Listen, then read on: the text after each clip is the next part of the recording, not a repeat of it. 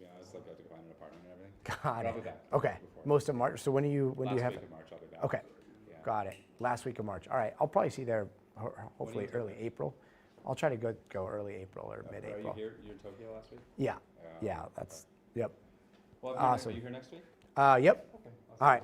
We'll see you, brother. Thanks. Dr. Akshay in the building.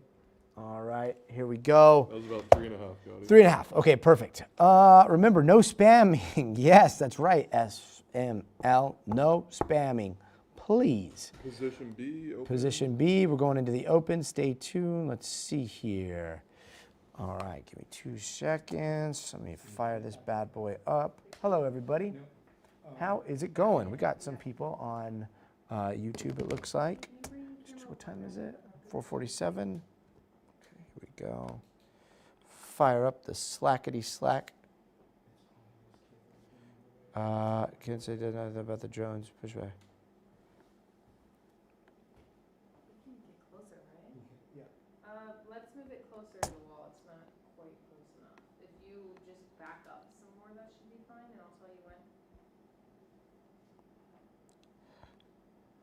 All good. Keep going.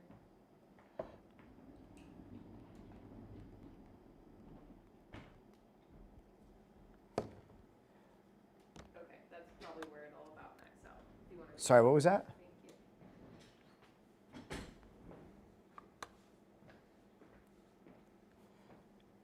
Got it. Let me take a look real fast here. Everything is taking a second to boot up.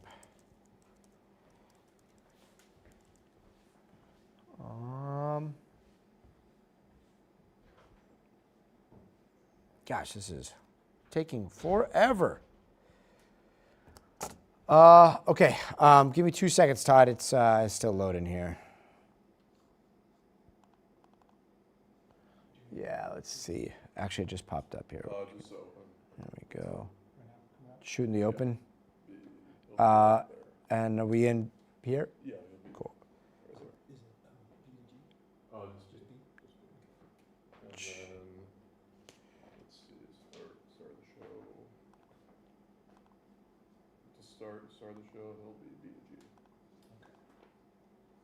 He'll be B to G, and then sound back to the devs. But it's a quick 5 or 10 seconds. So I believe. I'm going to add initial. Cool.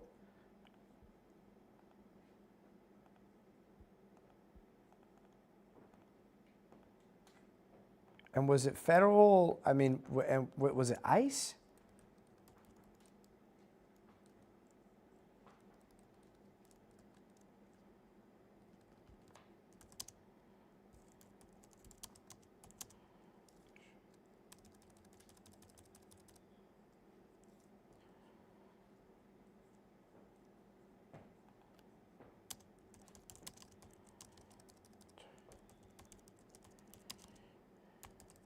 Both during immigration operations, right? Okay, cool. I tweaked it a little bit. Take a look there. All right. It'll be right here. Great. What up, stream? Just got to shoot this thing, and then we'll be right here, hanging. Should take like 30 seconds. It's going to be the top of the show. If you're just tuning in and you're like, what is this? This is what we call the open, the show open. And a lot of times we try to pre-record it so we can get all the graphics and all the tapes right. You'll see. Check this out.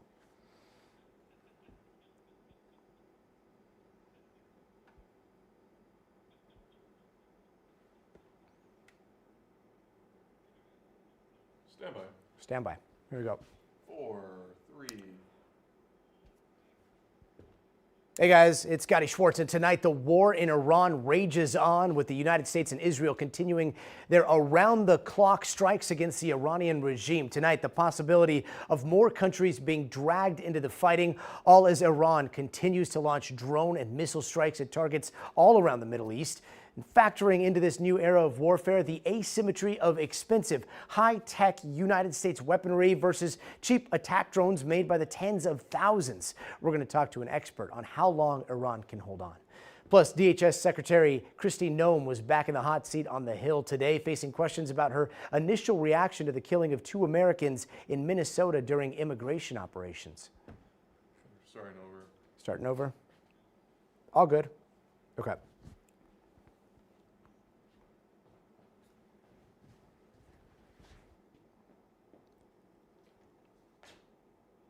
There we go. All right, take 2.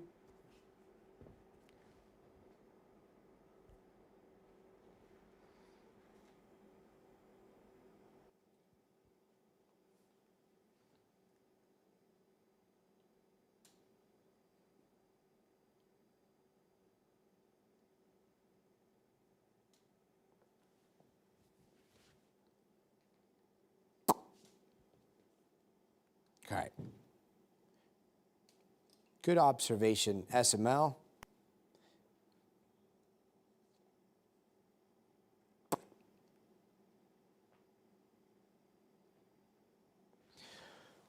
All right. So yeah, if you're just joining us, this is Stay Tuned Now. Right now, we're trying to work some stuff out with New York. I'm in Los Angeles. The control room is in New York. And so right now we're putting together the final touches on the show. It takes a lot of editing, a lot of preparation for graphics, for video, all kinds of stuff to make things seamless. And so what we try to do at the top of the show is we record this, what we're doing is the show open. If it doesn't work and we keep having little issues, we might have to do it live, which is fine because they are amazing in that control room. But this way we just make sure that what I'm saying, the timing of it matches up with what you're seeing on the screen.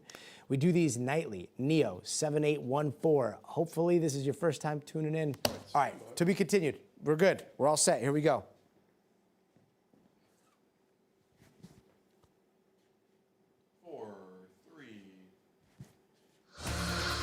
Hey guys, it's Scotty Schwartz, and tonight the war in Iran rages on with the United States and Israel continuing their around-the-clock strikes against the Iranian regime. Tonight, the possibility of more countries being dragged into the fighting, all as Iran continues to launch drone and missile strikes at targets all around the Middle East. And factoring into this new era of warfare, the asymmetry of expensive, high-tech U.S. weaponry versus the cheap attack drones made by the tens of thousands. We're going to talk to an expert on how long Iran can hold on. Plus, DHS Secretary Kristi Noem was back in the hot seat on the Hill today, facing questions about her initial reaction to the killing of 2 Americans in Minnesota during immigration operations.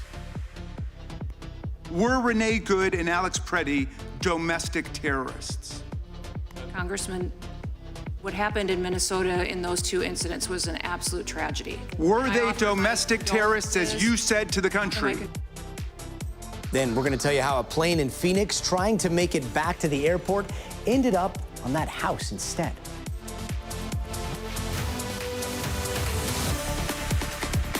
All right, cool, thank you. Okay, let's see. We do these nightly, Neo. So what just happened, and I'm not sure if you're able to see it. I don't think you were able to see it because we're just doing this. But what just happened is we recorded. The beginning of it is going to be on camera, so it'll kind of look like what you just saw, and then you're going to see a bunch of video, and then you're going to hear some sound from Capitol Hill, and then we are off to the races. So in about 5 minutes, Stay Tuned Now starts here on NBC News Now. The first half of the show, we are pretty much going to dedicate to all the things that are happening right now with Iran and almost the entire Middle East. And then hey guys, it's Scotty Schwartz, and tonight the war in Iran rages on with the United States and Israel continuing their around-the-clock strikes against the Iranian regime. Tonight, the possibility of more countries being dragged into the fighting, all as Iran continues to launch drone and missile strikes at targets all around the Middle East. And factoring into this new we're going to tell you how a plane in Phoenix trying to make it back to the airport ended up on that house instead. And we'll kick it out live, and then you guys will be able to hang out. Now, again, if you're new to the stream, Whoa, this right here, what you're looking at, this is the camera on my iPad. I think I can switch it around too. Let's see. You guys will have to tell me, do we like the front or do we like the ultra wide front? This one better? This way you don't have to look at my face so close. And then we do picture in picture. Nah, that looks weird. All right, so we'll go back to the normal camera. Front camera. Okay. So this is going to be the shot from my iPad. And then if we throw this up, this is the studio shot. So you can see all the robot cameras and everybody else on the crew here walking around.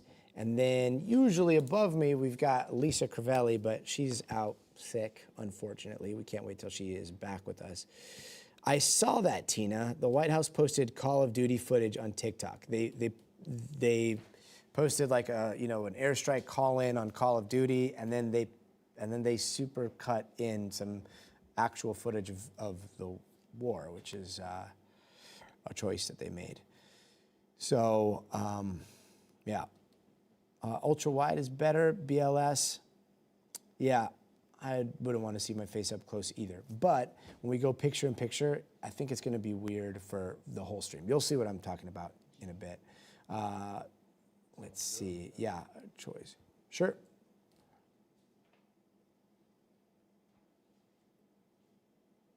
Start at G, and then is he going to be going to the desk or something? Got it. Okay. Okay, cool. There was one from the website that we were using that was really good. It showed the maritime traffic. It was a pretty good thing that we could just pull and plug in.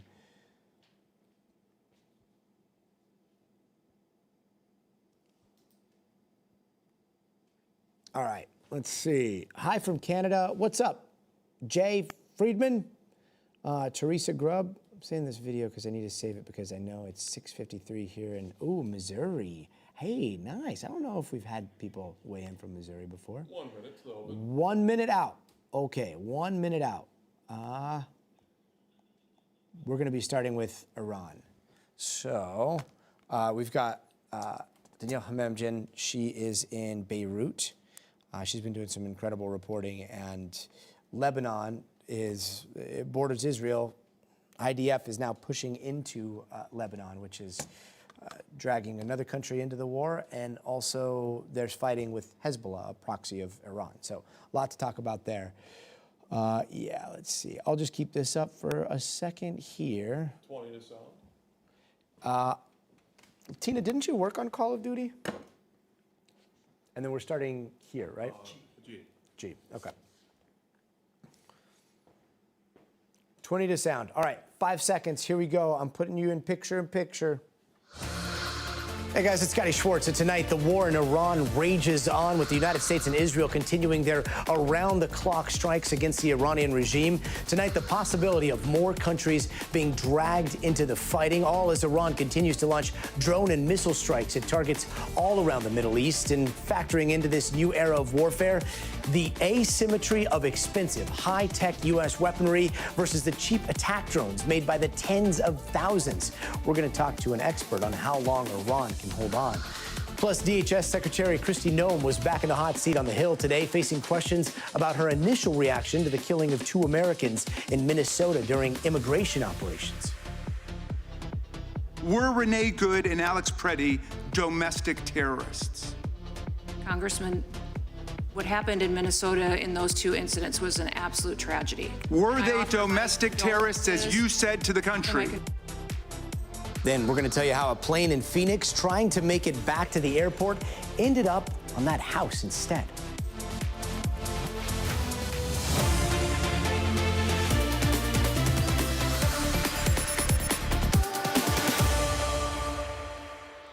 Hey there, we are starting tonight with the widening war with Iran, where fighting has now extended all the way to the Indian Ocean. This is video from a nuclear-powered submarine, a U.S. nuclear-powered submarine, torpedoing an Iranian ship off the coast of Sri Lanka, making that the first sinking of an enemy ship by a torpedo since World War II. We're told that the Sri Lankan Navy has recovered over 80 bodies. They've rescued 32 people from that ship after responding to an Iranian distress call. Now, CENTCOM says that the United States has struck or sunk over 20 Iranian ships in the last few days, posting these images showing smoke billowing from the water. And according to the administration, this is just the beginning. Remember that big wave that President Trump talked about? Well, Defense Secretary Pete Hegseth says that is still yet to come. We are just getting started. We are accelerating, not decelerating. Meanwhile, both Israel and Iran trading massive strikes today. This is what some of the aftermath looked like in Tehran, with Iranian media reporting nearly 1,000 people have been killed by Israeli and American strikes. Israel saying 11 have been killed there. And just in, we now know the identities of all 6 U.S. service members killed in a drone strike in Kuwait. Chief Warrant Officer Robert Marzan and Major Jeffrey O'Brien identified as casualties in the last hour. As things continue to escalate, the State Department is urging Americans in the Middle East to get out now, and they have facilitated some charter flights to try to help people return home. We're starting to see some of the emotional reunions, but others are still saying they are struggling to make it back. I'm currently in Dubai. I'm in a parking shelter. We've received so many emergency alerts. We've seen the missiles with our own 2 eyes. We've heard the explosions. I don't know exactly what's happening, but I know that for people who are staying on the Palm Jumeirah like me, we are currently taking shelter. How do you expect us to leave a country that airspaces are closed? Like, people are really stranded here. And like, this is just a mess. We've had several flights canceled. We are now scheduled to go out Thursday at 2:30 in the morning.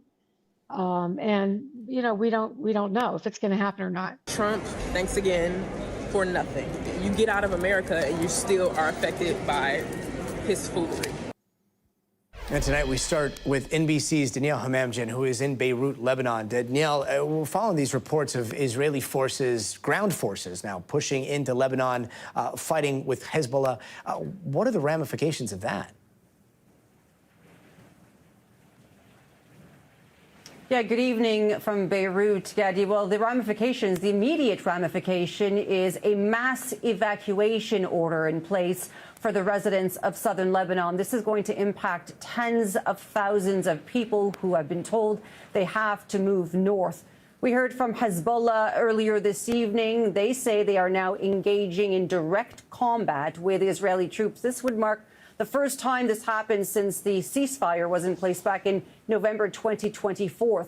We also heard from the head of Hezbollah tonight, who said that the rocket attacks that were launched on Sunday evening, he said, are in response to 15 months of Israeli violations of a ceasefire. Of course, during this period, Israel has continued to fire into southern Lebanon. That's the south of the country. We're in Beirut, the capital, where for the past 24 to 48 hours, there have been some pretty intense strikes concentrated on a specific suburb, which is called Dahya. It is where Hezbollah has a lot of influence. It's just across the bay behind me over there. But what we've noticed yesterday and today, and certainly in the past few hours, is that Israel is starting to strike sites outside that suburb. Earlier this evening, we heard reports that there was a drone strike on a car on the highway leading to the airport. We also went to a hotel that was struck in a neighborhood, a different neighborhood than Dahya. And we went there to see for ourselves the damage. And what we saw, it was clearly a precision strike. The corner floor, the third floor of the building, the corner room completely destroyed. Staff there showing us what looked like a small hole in the ceiling through which the bomb would have penetrated before exploding. Now, this appeared to be an attempted assassination. Of course, the IDF said in the past few days that they were warning Iranian regime representatives in Lebanon that they could be targets It's unclear who was targeted or who was killed or not killed, but we are waiting for confirmation. But overall, I would say, Gadi, that there doesn't seem to be any attempt at mediation or diplomacy right now, and hostilities seem to only be escalating. Wow. And that's what's happening in Lebanon right now. Meanwhile, it's hard to get an accurate assessment of what's also been destroyed in Iran, the current Iranian capabilities. Where do things stand right now?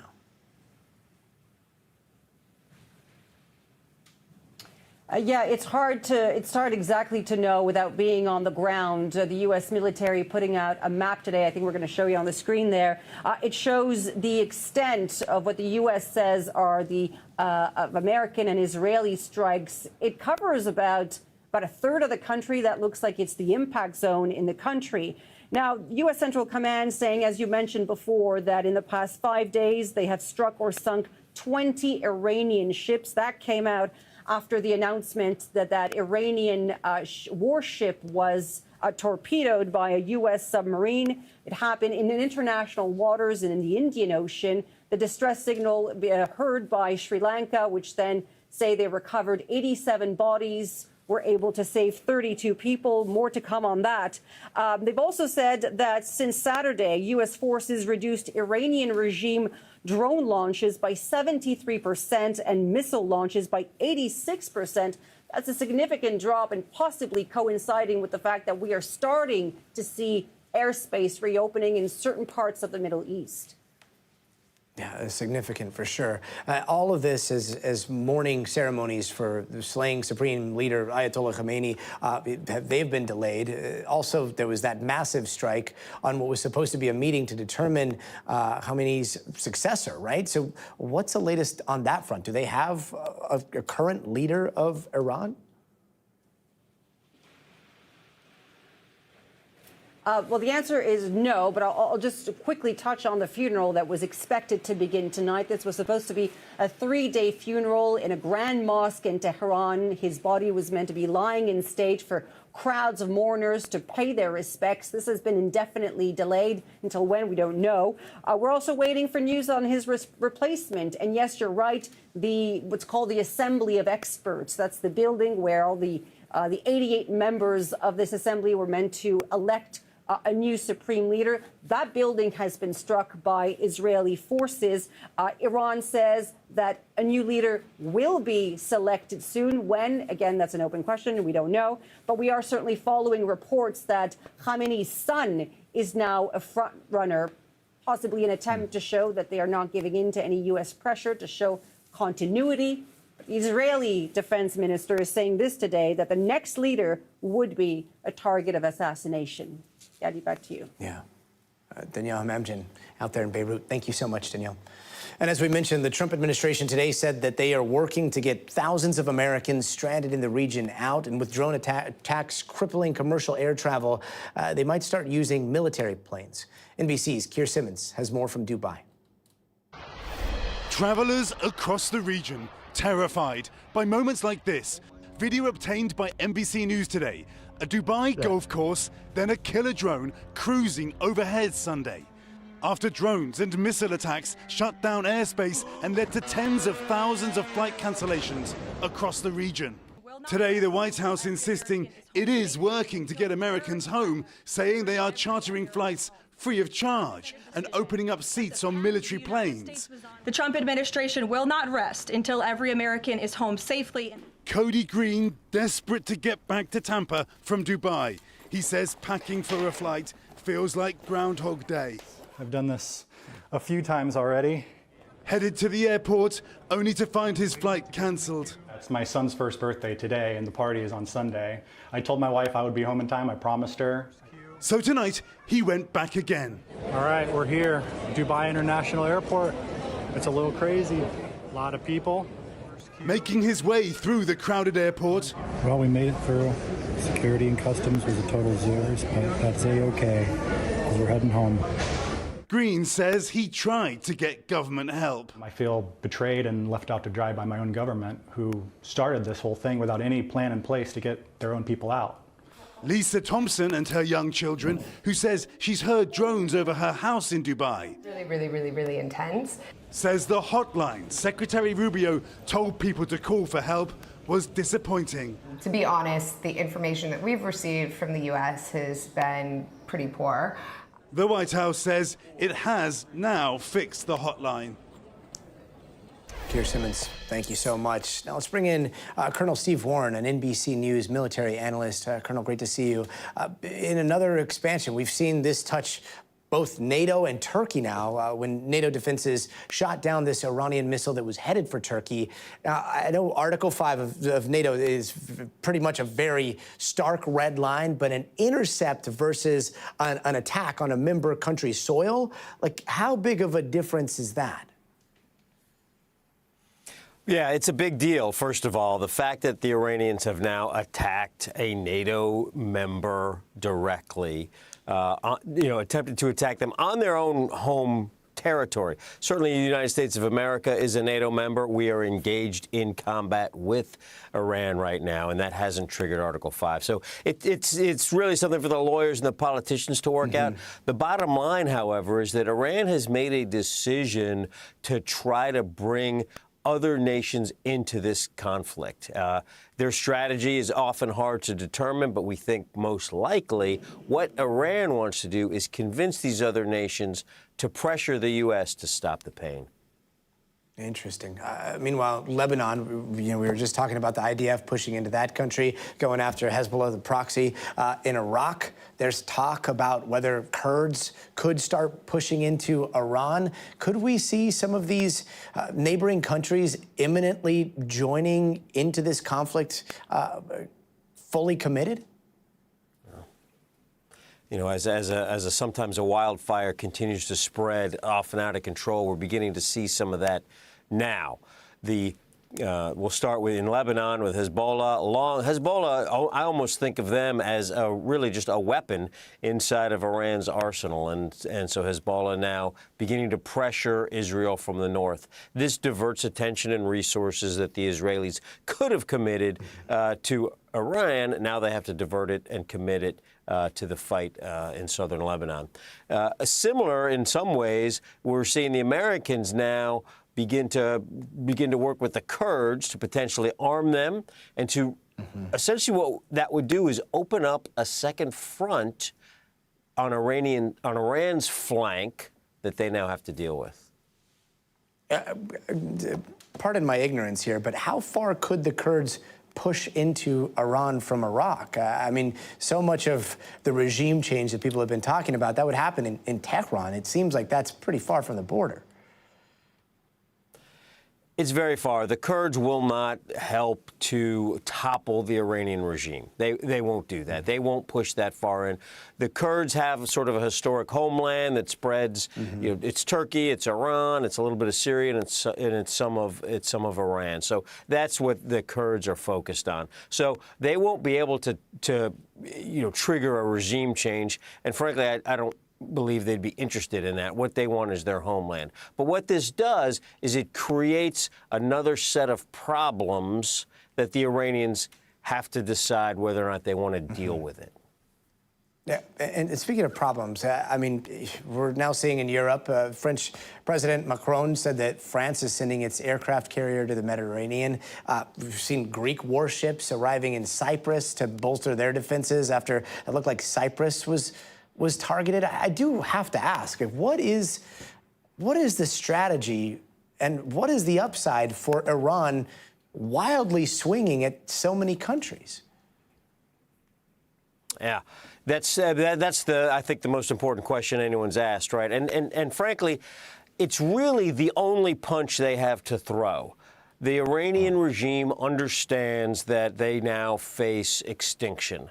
So they only have really, one hard punch left to throw, and that's to attempt to bloody the nose either of American forces or of a NATO force or of some of the Gulf nations, and cause them enough harm and damage that they end up convincing the United States of America to stop the pressure. But that's the only option the Iranians have. They understand, I think, that their days are numbered.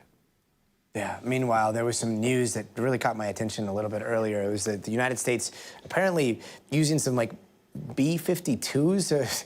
That is an older aircraft for sure in Iran. And there was this from Secretary Hegseth a little bit earlier today as well. Let's take a quick listen. More bombers and more fighters are arriving just today. And now, with complete control of the skies, we will be using 500-pound, 1,000-pound, and 2,000-pound GPS and laser-guided precision gravity bombs, of which we have a nearly unlimited stockpile. Interesting. I mean, nearly unlimited stockpile. Do you think gravity bombs in the 21st century, you're like, oh, those must be very high tech. Like, that is a bomb that falls out of a very large bomber. Again, the B-52s, that's an old aircraft, and yet, if we do see full, uncontested air superiority and all kinds of bombers just flying over all of Iran with no contest at all, what does warfare start to look like, or what does that operation start to look like?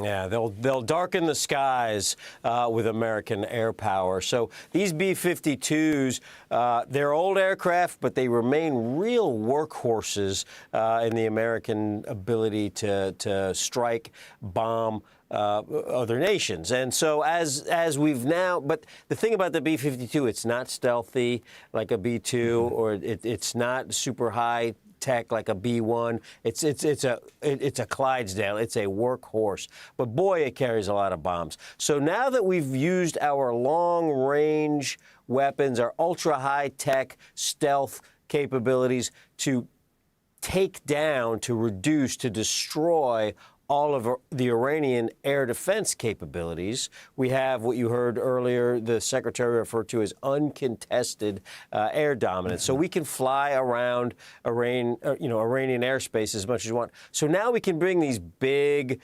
unstealthy, slightly lower tech aircraft like B-52s in to really begin to up the pressure on Iran. Specifically, the Secretary and the Chairman of the Joint Chiefs has talked about stopping Iran's ability to rebuild their ballistic missiles, their drones, et cetera. So that means you have to bomb factories because that's where you rebuild things. And so that's what I think you'll see the B-52s doing.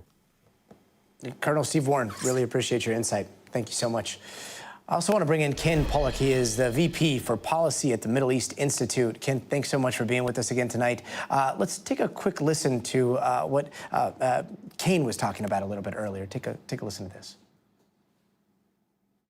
Iran's theater ballistic missile shots fired are down 86% from the first day of fighting, with a 23% decrease just in the last 24 hours. And their one-way attack drone shots are down 73% from the opening days. And so, Ken, we just heard the general there. I mean, that sounds like very good news for U.S. forces, but one of the things that we've been really focused on here is the asymmetric nature of the United States high-tech, like very exquisite, expensive missile defense systems versus Iran's cheaper ballistic missiles and drones. And yet those decreases, they do seem very significant. Is Iran right now running out of offensive weapons faster than the United States and all of its neighboring countries are running out of defensive anti-missile weaponry? Yes, it's a great question, Gaddy. And it's a little bit complicated to answer because we need to recognize is exactly the point that General Kane made, which is that the United States and Israel aren't simply shooting down incoming Iranian ballistic missiles and drones. That's not the only way that we're fighting them. In point of fact, the major effort is in destroying the Iranian ballistic missiles and drones before they can be launched, in depots, on the launch pads, wherever we can find them. And that's a much more cost-effective way of doing things. As you were just talking about with Colonel Warren, we're now at a point where the United States can use these GPS-aided iron bombs. Very inexpensive. Again, we have lots of them. Nearly unlimited is a big number, but we've got lots of them. And again, it's a very cost-effective way of destroying them. In addition, part of what's going on here is we've just got such an extensive air presence over Iran. We are what's called suppressing many Iranian launches, in that launch crews aren't coming out and launching because they know that there are aircraft overhead and they're afraid of getting destroyed. And when they come out. So in those cases, we are effectively killing them. We are effectively preventing their launches. And I think as time goes along, you're going to see more and more of that. Speaking of other inexpensive weaponry, I mean, it seems like one way the United States has been trying to match the asymmetric strategy is with this new thing, the Lucas drones. Let's listen really quickly to Admiral Brad Cooper real fast. Also, for the first time, U.S. Central Command's drone task force, called Task Force Scorpion Strike, launched countless one-way attack drones, achieving massive effects. I'd like to point out these drones were originally an Iranian design. We took them back to America, made them better, and fired them right back at Iran. So interesting to see that design. You've got the wooden prop in the back. You've got what looks like a Starlink terminal on the front, and yet it is somewhat relatively low tech compared to some of the other systems that we have. But I want to ask overall regime change. If this does prove to be a whole new era of drone warfare, where we're seeing cheap drones, we're seeing some of these exquisite drones, do you think that it's possible that the United States and Israel can cause regime change using just drones, using just air superiority, and without having a lot of those forces on the ground? Yeah, so this is, again, another great question, Gadi. And to some extent, it's kind of the $64 billion question of this war. Historically, it has been extremely difficult to overthrow a regime by air power alone. This is something that people have been trying for 85 years, right? You go back to World War II, this is something that the British were trying. This is something that the Germans were trying in World War II. We've seen it happen time and again. It is extremely difficult to do without some kind of a ground force. Right? Even think about recent American wars. The United States topples the Taliban in Afghanistan in 2001, but we've got the Northern Alliance, right? This Afghan resistance group. We deploy CIA paramilitary and U.S. Special Forces with them. They ultimately are that ground force. In Libya in 2011, even then we've got huge numbers of Libyan protesters, we'll call them, along with many, many former Libyan military personnel who joined the protests. They too act as a ground force. Right now in Iran, there's nothing. Right? The president has told the Iranian people, stay in your homes, wait this whole thing out. But this is a new era. These precision-guided munitions have capabilities we haven't seen in the past. But the kicker for me right now, the thing I'm looking for, Gadi, is right now we're bombing a lot of facilities that belong to Iran's internal security forces. And this is clearly designed to try to make it possible to overthrow the government, but most of those facilities are empty. And if you really want to overthrow the government, you've got to kill and you've got to terrify the people who protect the regime. So far, there's no sign that we're doing that yet. And Ken, I do want to ask once again about the Achilles heel for the entire world's supply chain, and that's the Strait of Hormuz, and how we have seen it somewhat used as almost a weapon of war in and of itself. We've got conflicting reports on whether it is open right now, but how do you see that playing into the conflict now that we're seeing maybe some reduction from the sorties that are launched by Iran and more of an offense from the United States? Sure. So I'll make a couple of points, Gadi. First of all, this demonstrates just how frightened the Iranian regime is. The Iranian regime was only ever going to try to close the Strait of Hormuz if it believed that the regime itself was being targeted by the United States. And again, there is no question that is what the United States is doing. President has been saying it, Prime Minister Netanyahu has been saying it, and we're acting on it, right? So this, has moved this war into another realm, something we've never seen before, Iran actually trying to close the Strait of Hormuz. Second point, the U.S. has, remarkable military capabilities, and I have no doubt that our Navy and Air Force will be able to reopen it.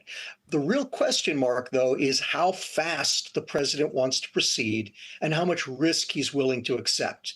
The truth is, I think that if you could ask the U.S. Navy right now, straight in private, what they tell you is they'd like several more days, maybe a week or so, to further reduce Iran's defenses, eliminate the anti-ship missiles which ring the Strait of Hormuz, the air defenses that protect them, the depots, the Iranian Navy that's nestled down in there.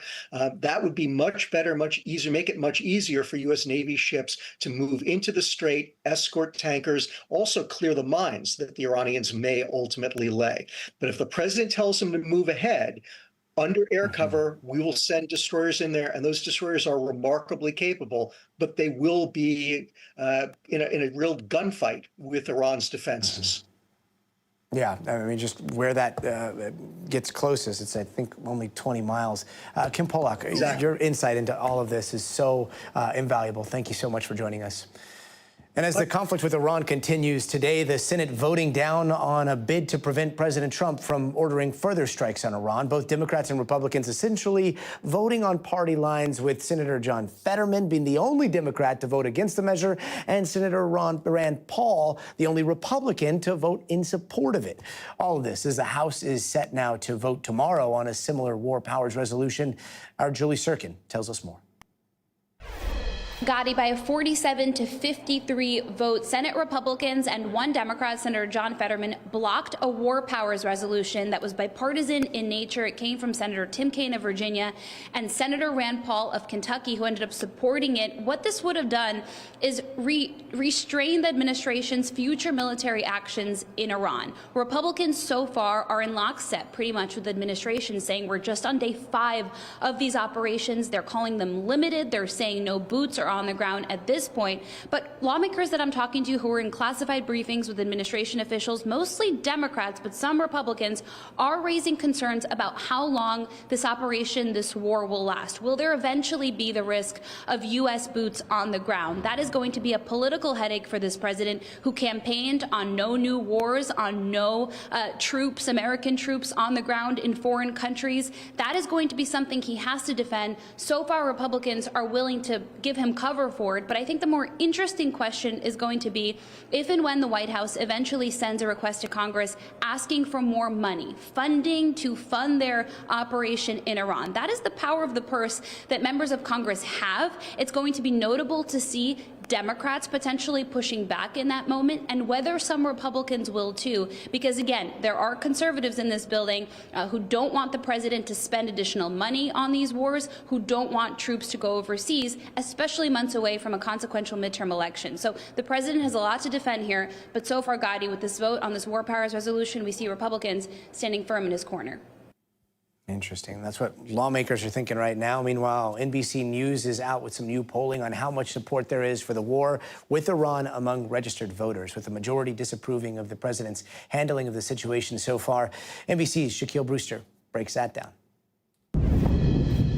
Far from the bombs, drones, and missiles, Americans in a political battleground, Berrien County, Michigan, are reacting to a war raging thousands of miles away. It's pathetic. It's not our war. I can't say I support I'm going to say unjust war with no congressional approval. I think it's something that needed to be done. We live in a very dangerous world. President Trump won this Republican-leaning county with 53% of the vote, helping him flip this swing state in 2024. I'm in favor of anything the president does. Did you vote for President Trump? Yes, I did. But some Republicans, like artist Vincent Nimothy, say this isn't what they voted for. He said he was going to try to get out of wars, but he's putting us in it. And he's not putting himself in it, he's putting other people that we've already lost casualties. The service members already lost on the minds of many. I mean, I just hate seeing anybody get hurt. Some also closely watching the impact on the economy. I filled up my wife's car yesterday and paid $3.31 a gallon, almost 50 cents more than it was a week ago. So you notice? So I notice. You kind of expect it when things go haywire.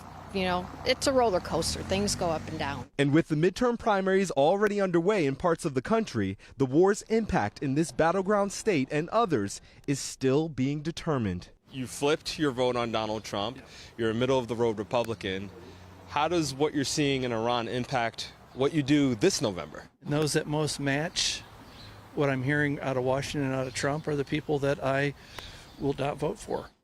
And despite this war dominating headlines for the past 5 days, roughly a third of the people I spoke to said they either didn't know about the strikes in Iran or haven't been following closely enough, suggesting that polling and those initial impressions have time to shift. NBC's Shaq Brewster, thank you so much. And don't go anywhere. Coming up next, we are going to get into Homeland Security Secretary Kristi Noem facing another round of grilling from lawmakers on Capitol Hill. Today, she was pressed not only on immigration, but matters of her personal life. Plus, there's this disturbing case out of Florida, a father suing Google's Gemini, alleging the chatbot played a role in his son's suicide. More later this hour, so stay tuned. All right. 90 seconds? Okay, guys, we have 90 seconds to talk. What do you guys want to talk about? 90 seconds, go.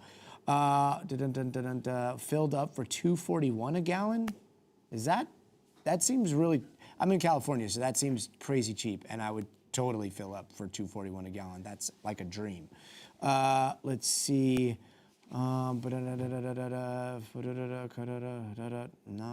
got it. NBC poll, LOL. Don't need to, okay. Let's see. Back at you, always cold in the 6. 241 in Texas. Got it. Okay. That's nice.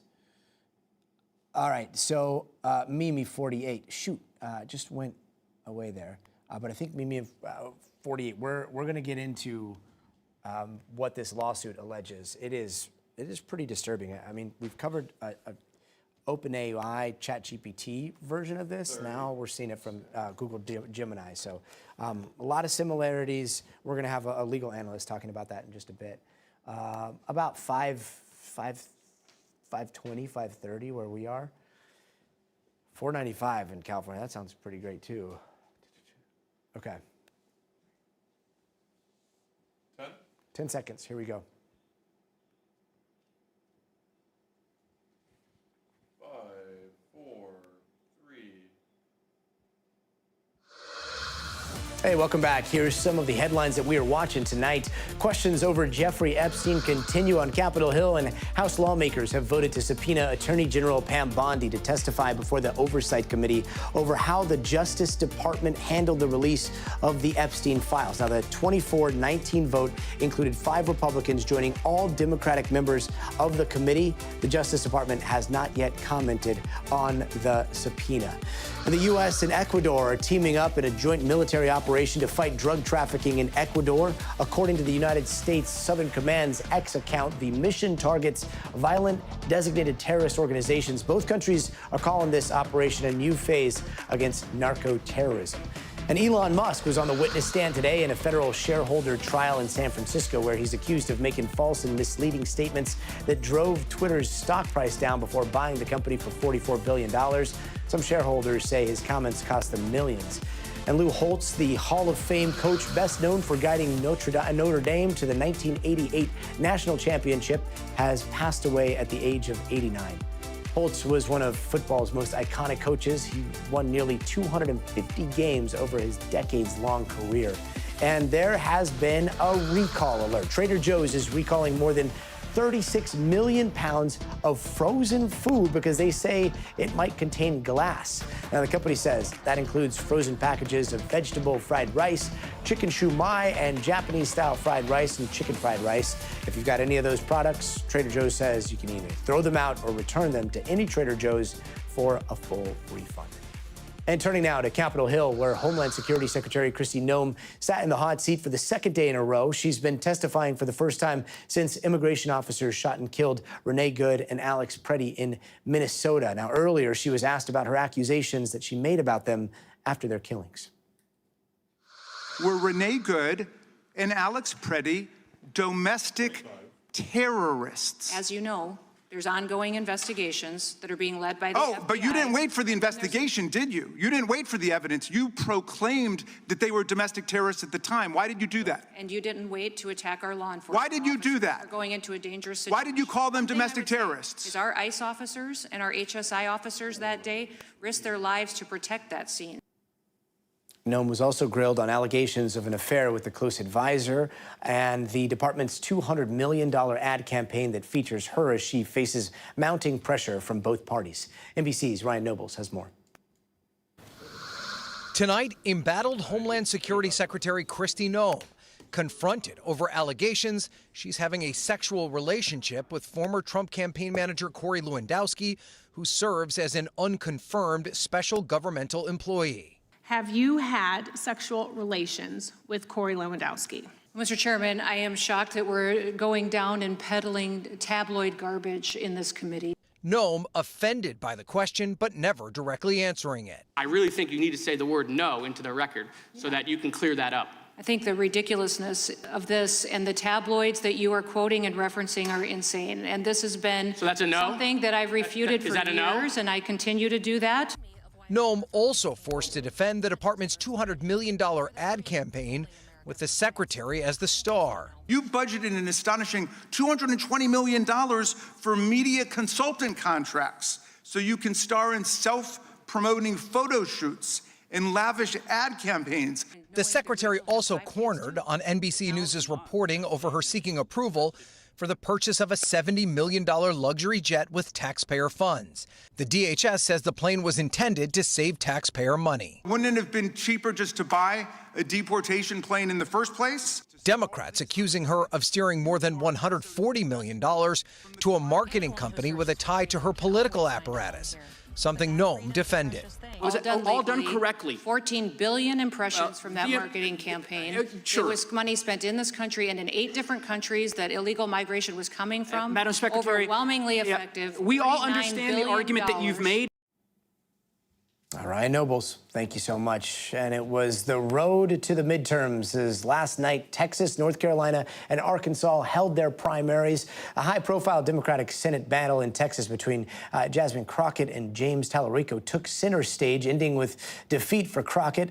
But who Tallarico will face in the midterms, that is still a question mark.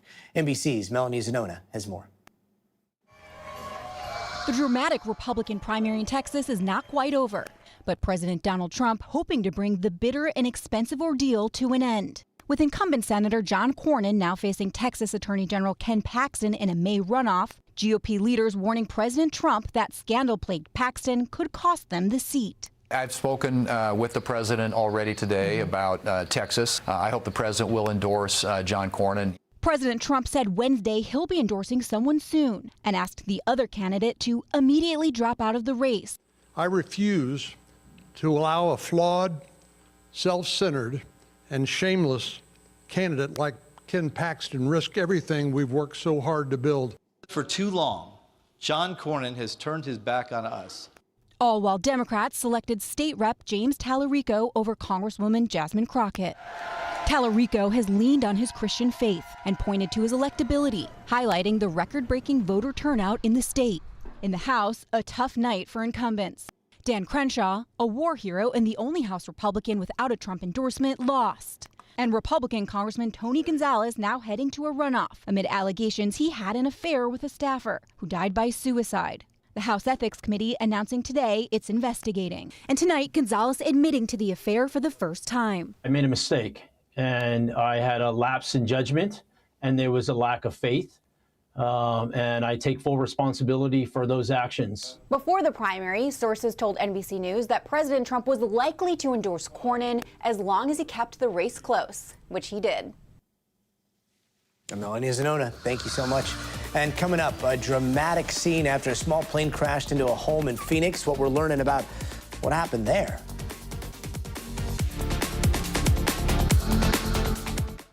Clerk, 90. 90. All right, 90 more seconds. Okay, what are we guys talking about here? Let's see. Show highlights. Do I like Baltimore City? Yeah, I do. Tina, we're watching on the big screen. Type in on TikTok. Nice. Let's see. Block the bill. I can't explain any of that. Can't explain that either. Interesting. I see your point. See your point. What channel? NBC News Now. Depends on what you're watching on. And if you're watching on a big TV, just look for NNN. If you're watching on like Samsung, Roku, whatever it is, just look for the NBC. And so, yeah, we stream every day on the big TVs, and then this is our kind of like side hustle. But this way, while you're watching commercials, you can also chat with us. Can you do the studio tour? We did the studio tour. What's up, Indiana? What's up, Star? Gas prices at Walnut Creek, $5.49. That sounds high, even for us here in California. This is for, Yellow Ribbon is for the family of, the Guthrie family. Savannah's our colleague, and we are praying for her mom every single day. All right, we'll be back. Actually, let me hit this real fast. About time. Yep. 3. Hey, welcome back. We are learning new details of a small plane crash into the backyard of a home in Phoenix. Now, this happened this morning. The plane ended up almost vertical, as you see right there, leaving this trail of damage and part of its wing on the roof of a house nearby. NBC's Steve Patterson has the details. A frightening scene playing out in Phoenix. This small plane plummeting into a backyard, spewing fuel and broken parts across multiple homes. Okay, yeah, we've got the plane here. It's into a house. Spotted from the sky, the crash sticking out of the ground, a small tower of wreckage.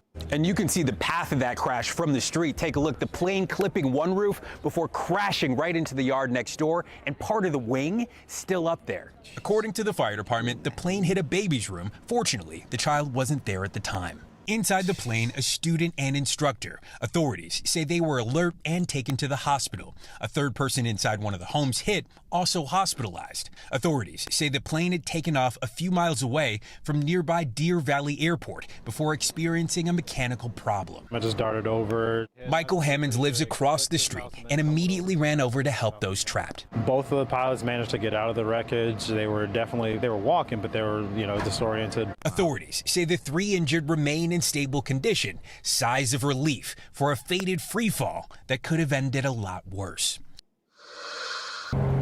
And Gotti, this crash site, AKA someone's backyard, still quite active. Local police on scene. We saw the NTSB, their investigators spooling up their process, movers and construction people trying to figure out how they're going to move some of this wreckage, the debris still lodged in the backyard. Because that wing was clipped on one of these homes, it started spewing fuel as that crash happened. Quite a problem this morning, that strong smell of fuel. Officials now say it's been mitigated, but people here still out of their homes, and they will be for quite some time as they work to fix all of this mess. But still, thankfully, only 3 hurt, stable condition at this point. Gotti? Yeah, like you said, Steve, it could have been so much worse.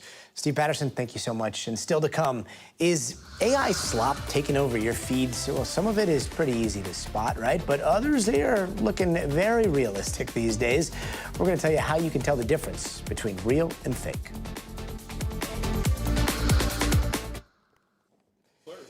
90 seconds. All right, back. 90 seconds. Okay.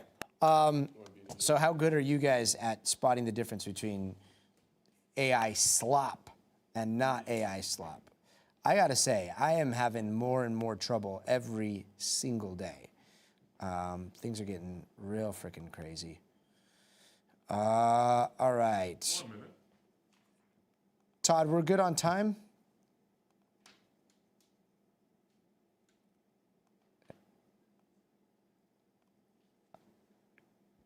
Got it. Do you want me to axe Q3 on Misty?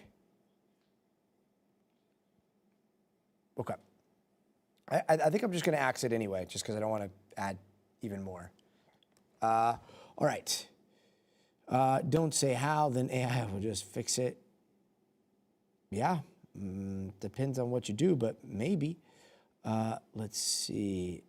Gotti, you did not see the studio tour? Oh, all right. 30. Patrick Shelton. Remember me, newsman, Patrick Shelton. Patrick Shelton. Maybe. Remind me.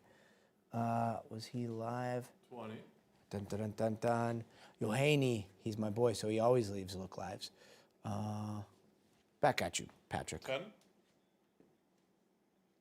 All right, here we go. 5. Going B to G. B to G. Hey, welcome back. A new lawsuit filed by a Florida father alleges that Google's Gemini chatbot sent his son on this series of missions to find an actual robotic body that the AI could take over, and then when he couldn't, the chatbot led him to his suicide. Now, according to this lawsuit, the chatbot told him to go to a storage facility near the Miami International Airport to intercept a humanoid robot that it said it was going to be on a truck, right? Gemini then allegedly told the man to carry out a, quote, catastrophic accident as part of the mission. So he brought these knives and tactical gear to the storage unit, waiting for a truck that never came. Then the lawsuit goes on to say that in a separate mission, the chatbot directed the man back to the same storage unit, and then this time provided him with a code for a door that he was never able to open. The code is 1001. Try it now. After failing those missions and setting the suicide clock, the lawsuit alleges Gemini had one last message: no more detours, no more echoes, just you and me and the finish line. This is the end of Jonathan Galavas and the beginning of us. And after that, he committed suicide. Joining us now to break down this lawsuit is NBC News legal analyst Misty Maris. Misty, this is a disturbing allegations that are made in this lawsuit, and yet this is not the first time we've talked about something like this happening. Last time it was a teenager in ChatGPT, now allegations against Google and Gemini. What are the similarities that you're seeing here? Yeah, got it. So we've seen multiple lawsuits against OpenAI relating to ChatGPT. 13 were just consolidated in California last month. And the allegations are largely the same. They say that the companies are negligent because there is a design defect. And the defect is that these platforms are telling people to do dangerous things in real life. The other allegation is failure to warn, that there are not adequate warnings about the risks of using these platforms. And that pretty much makes up the allegations in these lawsuits, which have very, very similar types of legal arguments, but are factually different. But all of them so far relate to either attempts at suicide, mental breakdowns, or other mental health issues that they say are connected to the use of these platforms. And Misty, we want to read a statement that we got from Google. It says, our models generally perform well in these types of challenging conversations, and we devote significant resources to this. But unfortunately, AI models are not perfect. They go on to say that in this instance, Gemini clarified it was AI. It referred the individual to a crisis hotline many times. And yet, you know, we see what else happened in those conversations. How strong is this case?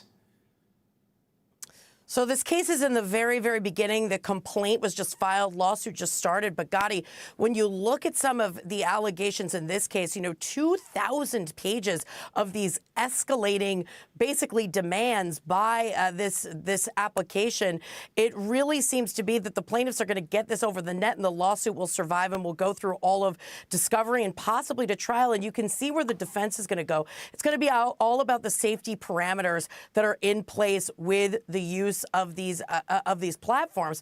And I do think you're probably going to see a body of case law that's going to continue to develop, this case and others, distinctions between minors using these platforms as opposed to adults. So there's a lot that's going to come out of this as these cases make their way through the court, setting significant precedents moving forward. Yeah, and speaking of that precedence, I mean, how far away are we from precedent being set here? You mentioned all of those cases that are being consolidated. Obviously, it takes a while, but it really only takes one case, one set of precedents to really change the landscape proactively as well as reactively with these cases, right? Definitely. So you're talking about twofold. You're talking about liability as these cases work their way through the courts, to the extent some of them are ultimately successful. That's going to open up the doors to others. Then you're going to see those cases be appealed, and you're going to have case law that will be developed and the standards that will be set. But Gotti, in addition to that, you're going to have business consequences of these platforms looking to limit that liability by making changes. So a lot to come on this.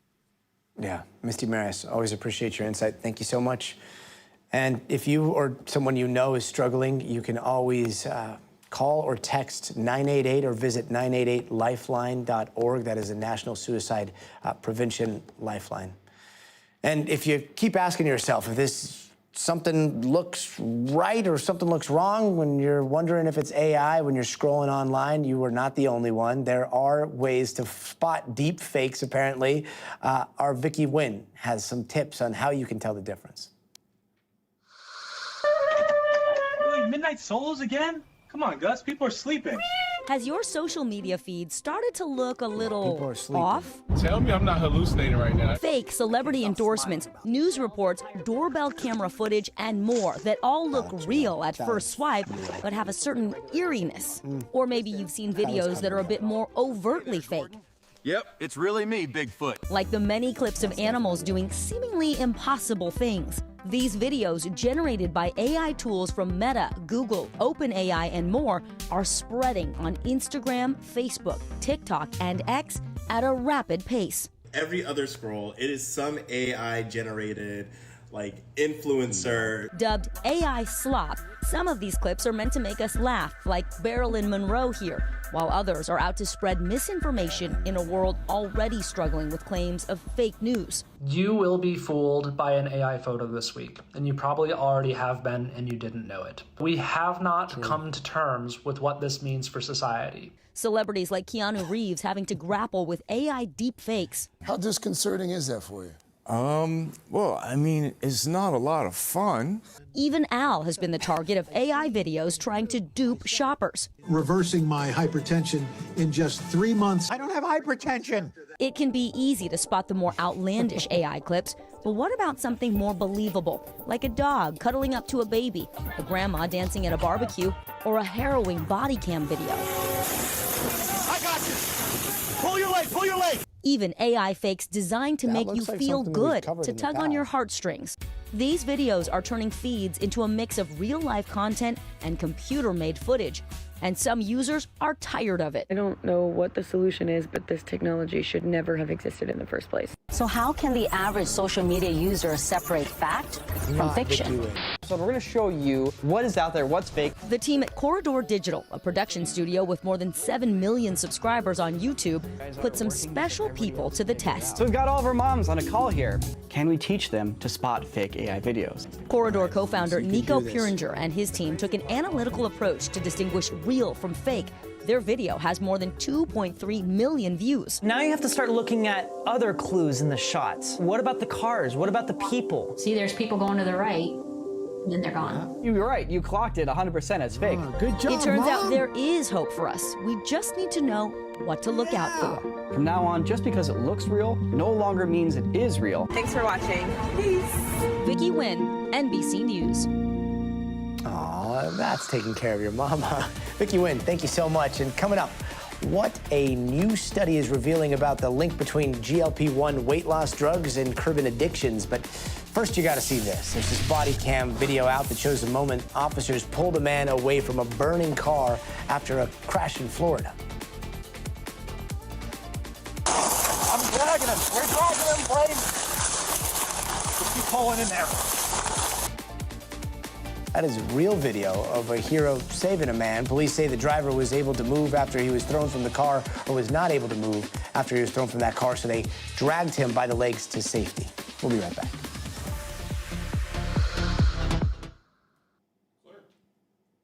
All right. Good, good? Good, good. Great job, everybody. Thanks so much, Todd. Thanks, everybody. All right. AI is crazy. I got accused of cheating on my essay. We've all seen the rise in popularity of weight loss. I'm sorry, Patrick. The false accusations are the worst. Tina, yeah, send your mother-in-law that news clip, please. Let's see. Aw, Detroit creator, Yohani.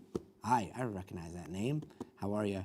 More Florida news again. Thank you for the Florida news update. Of course, SML. We are delivering the news to you every day, directly. And Dala Jones, thanks for sharing the live stream. I'm muted. I can't unmute.